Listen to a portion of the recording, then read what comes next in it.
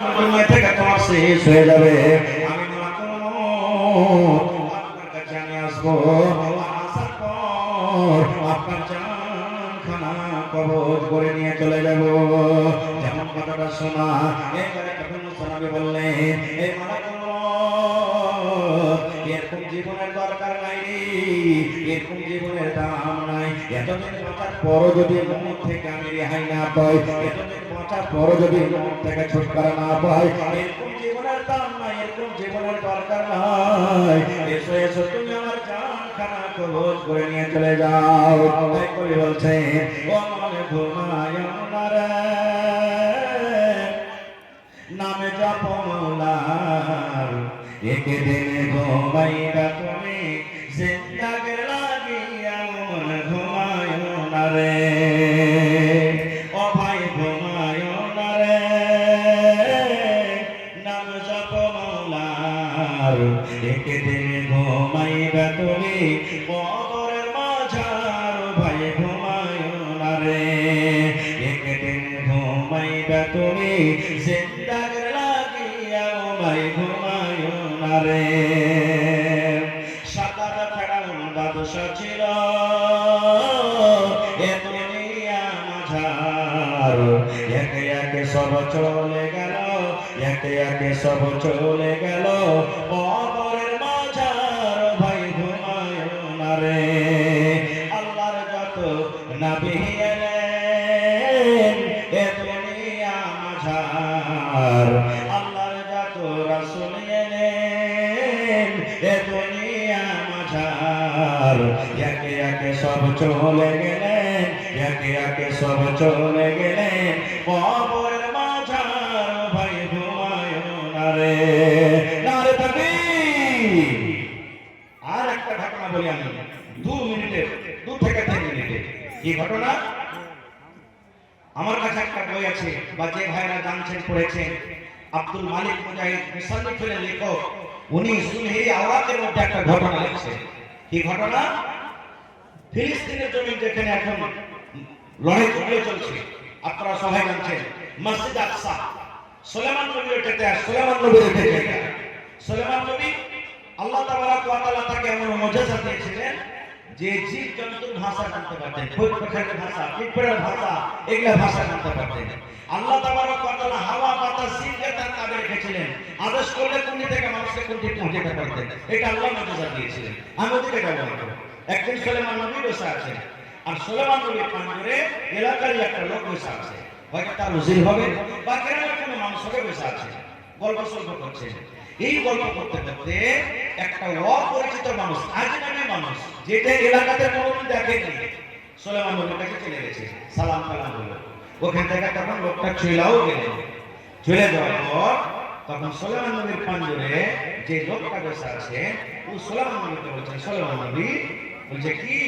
বলছে যে লোকটা এখনই আমাদের কাছে এলেন, চলে গেলেন, একটা তো এলাকাতে কোনোদিন জীবনে দেখিনি, আজকে নতুন দেখছি। লোকটাকে কোন তো কুটুম সদরও লাগে না, কাহারির মতন এলাকাতে প্রথম দেখছি লোকটাকে।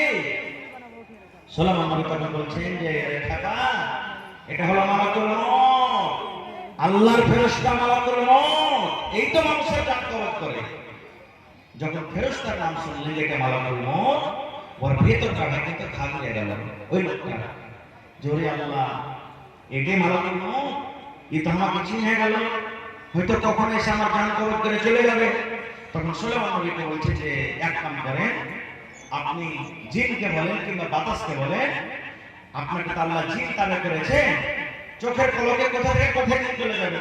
তো জিনেরাকে বলেন যে আমাকে এই ফিলিস্তিন থেকে হিন্দুস্তানের জমিটা পৌঁছে দিন, ওর কাছ থেকে আমি আর চলে যাবো না, আমাকে ভেড়া পাবে না, হার মারতে হবে। দেখেন মোট কি জিনিস।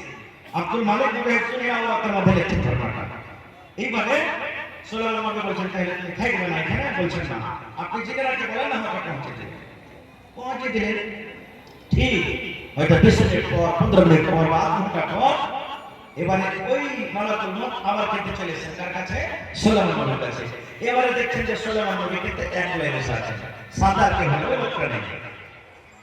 এবারে সুলাইমান নবী একাই টাকা পর মালাকুল মউত এবার জিজ্ঞাসা করছেন, আল্লাহর নবী আমি আপনার কাছে কিছুক্ষণ আগে এসেছিলাম, আর আপনার পাঞ্জরে একটা লোক বসেছিল, আমি লোকটাকে দেখে চলে গেলাম।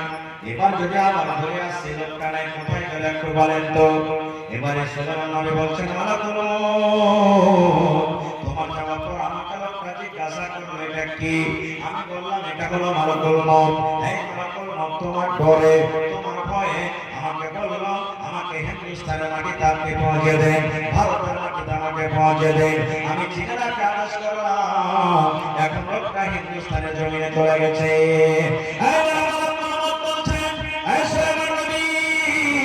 আল্লাহ রাব্বুল আমিন আমাকে আদেশ করেছে, হে মালাকুল মউত, ওই ফিলিস্তিনের মাটিতে আমার নবী সুলেমানের পাঞ্জরে যে লোকটা বসে আছে রে, ওর জীবনে মাত্র 8 ঘন্টার সময় আছে, কিংবা হয়তো 20 মিনিট সময় আছে, কিংবা 25 মিনিট সময় আছে। আর এই লোকটার জান তোমাকে কবজ করতে হবে হিন্দুস্তানের মাটিতে। আমি ভাবা চিন্তাতে পড়ে গেলাম, আল্লাহ জি, হিন্দুস্তান থেকে ফিলিস্তিনের মাটি 2 মাস 4 মাস সমস্যা রাস্তা, কেমন করে আল্লাহ লোকটা যাবে? আর সময় তো মাত্র 8 ঘন্টা তার হায়াতে আছে, জীবন মাত্র 8 ঘন্টা বেঁচে আছে, কেমন করে এই আল্লাহ কেমন করে হবে? এবার বলছেন সুলেমান নবী, ওই লোকটার জান কবজ করে আমি ভারত থেকে দেখার জন্য শুধু আপনার কাছে এসেছি। আমি যার জান কবজ করলাম ওইটাই লোক, কিংবা যার জান কবজ করলাম ওইটা অন্য লোক। আল্লাহর কোরআনটাই বলছেন, আইনামা তাকুনু ইদরিকুমুল মাউত ওয়ালাউ কুনতুম ফি বুরুজিন মুশাইয়াদা।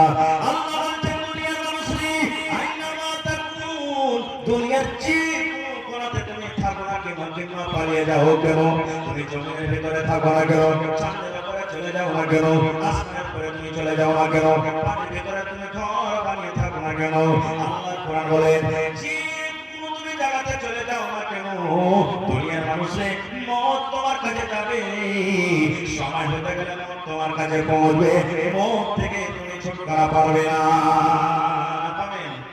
মওত থেকে ছুটকারা পাওয়া যাবে? কেউ মানুষ বাঁচতে পারবে না মওত থেকে। দুনিয়ার যে কোনো বড় বড় মোটা মোটা তেরার বানিয়ে যদি থাকে রাজা বাদশাহের মতো, তাও মওত যাবে, মওত থেকে পাবে না কেউ। আমি কিছুদিন আগে যখন আমি জামিয়া সালফিয়া আব্দুল্লাহপুর ঝাড়খণ্ডে পড়ি, তখন ওখানে মাসে মাসে একটা পত্রিকা আসতো, নূর, প্রত্যেক মাসে মাসে আসতো। ওই নূর কিতাবে একটা ঘটনা লেখা হয়েছিল যে গোটা দিন দুনিয়ার মধ্যে সুপার পাওয়ারটা আমেরিকা। আমরা জানছি সবাই, ওখানকার যারা বৈজ্ঞানিক ডক্টর বড় বড় একটা মারিতে ব্যাপারে লেখা হয়েছে যে এই পেশেন্ট আর বেশি দিন বাঁচবে না।